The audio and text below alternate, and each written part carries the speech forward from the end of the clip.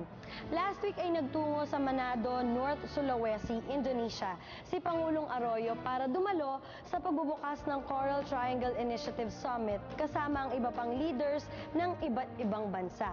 Tutukan natin ang highlights ng pagbisitang ito sa aming special report.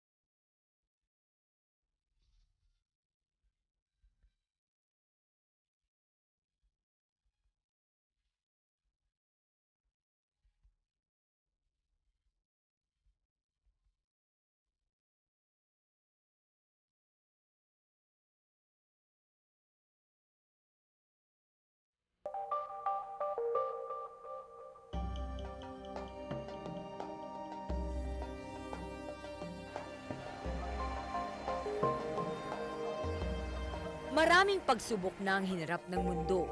Mga pagsubok na di lamang dulot ng krisis pang-ekonomiya, kundi maging mga sakunang dulot ng pagkasira ng kalikasan dahil sa kapabayaan.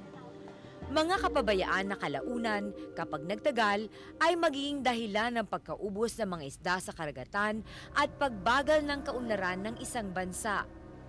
Dahil sa ganitong sitwasyon, napagkasunduan noong taong 2007 sa Bali, Indonesia ng 7 bansa ang pagbubuo ng Coral Triangle Initiative.